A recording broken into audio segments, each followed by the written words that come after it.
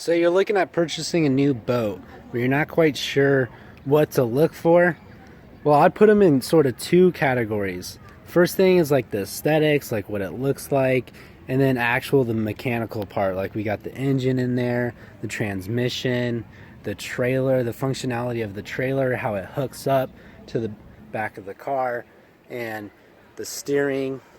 You have your cable, your throttle cable, all the switches, the speakers, exhaust, rudder, prop, all these things come into play. And when you're buying a new boat, it can be very overwhelming. So let's take a deeper look, and what we need to look at. So the first thing I would look at is more of the aesthetic side of things. The side of the boat, the gel coat. The gel coat can tell a whole story of the entire boat. If it's beat up, if the logos are scratched, as you can see right here, you've got the logo scratched, and the water, and it's been used. See that? You got a little bit of yellow on the bottom of the boat. All these things kind of matter. I would also look at the front of the boat right underneath here to see if they beach it.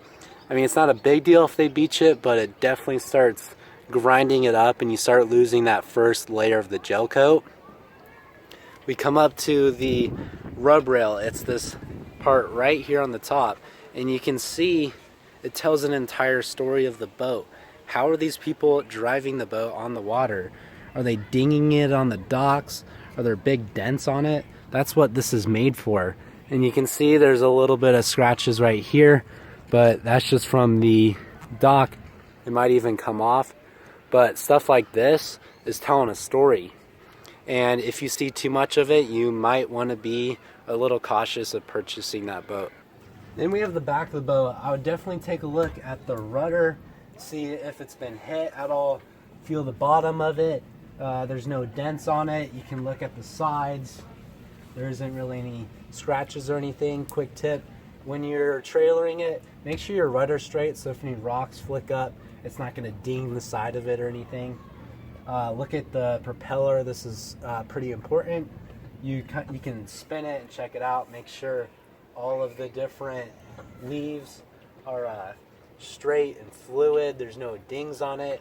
And if there are dings, I'd be very careful. Ask them about like shaft alignment, and I would definitely want to take it out to see if it's shaking at all, or if it was a bad enough hit to really affect the structure underneath. And I wouldn't be afraid to move it a little bit. Make sure it's actually sturdy under there. Move the prop. There's a spot right here that lets you hold the prop. I would check that out. It's sturdy. Everything's looking pretty good on this side of the boat. I don't see any like weeds or anything tied up under there by the pack seal where the shaft goes through the hole. Everything looks pretty good. The water pickups under there, I would check all those water pickups, make sure there's not any like gunk or anything gross on it. You've got your exhaust, pretty bland, normal exhaust. Make sure your two speedos are in shape and they're still there and functional. You can also check the trailer underneath here and see if they scratched it a lot. It might put a little bit of strain on it. There might be some kind of cracks. You know, that's like worst case scenario, but definitely be aware of that kind of stuff. You can check to see on stuff like this to see if there's any rock chips, like a lot of rock chips. That'll give you a sign that it's been trailered a lot. You can see, you know, there's like 2, so there's not a lot of trailering done on this trailers. And you can also check the carpet, see if it's worn or torn. All the carpet looks super clean on here. You can take a look at the Teak Deck. You can see if people are abusing it, like if there's big scratches on it from people's boards. This one's looking pretty good. It definitely needs a stain job, but there isn't really too many marks. You can see there's one mark right there, one little mark right there. I mean, you can sand these out pretty easily, but it's definitely something to look at. And if it's pretty beat up, you might have to knock the guy down a couple $100 to buy yourself a new Teak Deck. Look at the back here. A lot of people do hit the back of their wakeboards right here. You can see there's a couple little scratches, but nothing deep enough that you couldn't just buff out. Keep walking around. Just look at the entire gel coat. Make sure there's no big divots. You know, if there's like minor scratches and stuff on the gel coat, you know, that's okay. It is a used boat. You can buff it out, but if there's a divot and the whole entire gel coat is out and you can see the fiberglass, that could be a little concerning. So let's take a look on the inside. So now we are inside the boat, and you can see at first we just have the interior here, and I would check the leather. Usually the top part of the leather is where it gets the worst wear and tear, just from the sun and people putting their arms and back on it. Usually the seats are pretty good. You can see these seats are in very good shape. This is a 1999 Ski Nautique, and they are still holding their foam and looking pretty solid. You can even see the speaker vents are still clean. There's no like residue on them or anything. Everything's pretty clean. So on this boat, I would say the leather is really good. Not really a worry. We've got the carpet. You know, there's a couple stains here and there.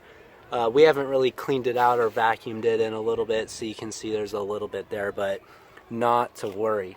We come to the dashboard, and there are a lot of things to look at here.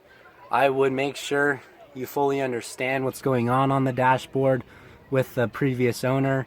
Make sure all the switches works, lights, meters, anything like any of these speedos. I'll make sure that all work, because they can be a pain in the butt to test out and see what's wrong with them at the end of the day. Push every single button, make sure they all work. Bilge pump, you can listen to the bilge pump. You can hear the blower turn on when I just clicked it on. This is an automatic bilge, so when you turn it on, you can barely hear it, and then it turns on for about 5 seconds and then turns off, so that is good. You got nav lights, so I'd make sure those work. Make sure the anchor light works. I have a shower, don't have a heater. 12-volt plug, not that big of a deal. Courtesy light's not that big of a deal. And then you've got your radio as well. Check out the radio, brand new radio in here, so it's looking pretty good. And I would just check to see if people have been like taking it apart, fiddling with it, looking at these kind of screws, like manufacturer screws, seeing if people have been loosening them and tightening them. As for example, you can see this screw is a little bit shiny in the middle because someone did loosen it to put in the new radio. That's just a sign that, you know, someone has messed with it besides the manufacturer. It's kind of your judgment to see, you know, if it's been fiddled with, kind of a little sketchy, and just want to make sure it's all good to go. Glove box, take a look at the glove box. Opens up. Oh, there you go. There's one thing wrong. The shock needs to be replaced. Shock right there. Storage. All looks pretty good. Check out this front part. It's got a lock right here, so make sure you get familiar with the keys. Owner gives you all the keys to every single spot. Open it up. You got storage here. You know, I'd check the hinge, see if all that works. This shock works. It's not too moldy in there. I would check that because it can get pretty gross under there. It's got a working fire extinguisher that's not expired. That's good to go. You can see there's a little bit of residue and stuff right here on the leather from those seats just rubbing together and just kind of getting gross over time. That's okay, not too big of a deal. It's kind of your judgment of what you like and what you don't like. So that's kind of wrapping up the aesthetics of it. Now let's dive a little bit deeper into the mechanical side of things. And to do the mechanical things, I would highly suggest going onto the water. If you can go on the lake and test it out, I definitely would do that. Worst case scenario is use a fake lake and at least start it and like barely put it in gear and see if everything works, but you really want to try it out. So let's go put it on the water and test it out. Just start her up.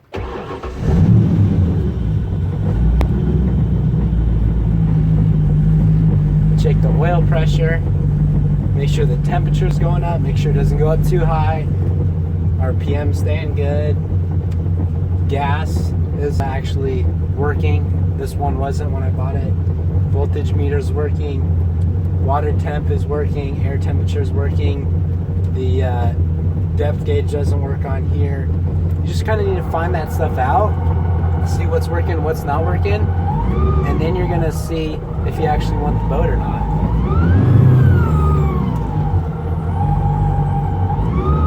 Take the boat in and out of gear, make sure it's going into gear smoothly, the transmission's working.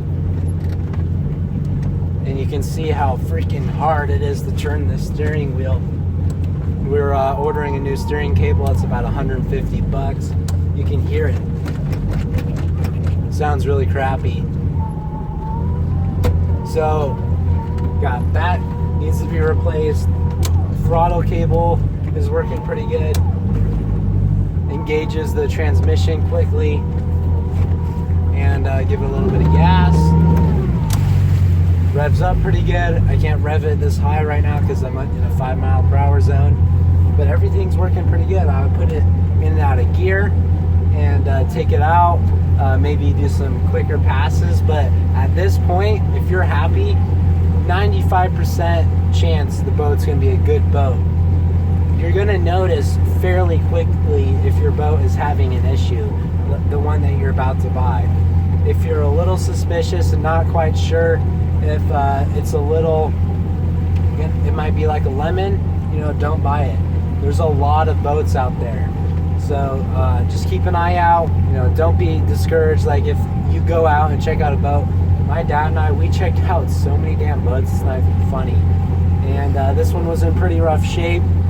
We got it for a better deal because of that. And you just kind of have to outweigh those things. Go through the whole checklist, make sure the boat's clean in general, make sure the hard mechanics are good, the engine, make sure the engine sounds good, oil's pumping through it, you're having consistent oil pressure, the transmission is going in and out smoothly, all that kind of stuff is good triggers. And if everything looks pretty good, maybe you're gonna buy the boat. So good luck, and see you on the next video.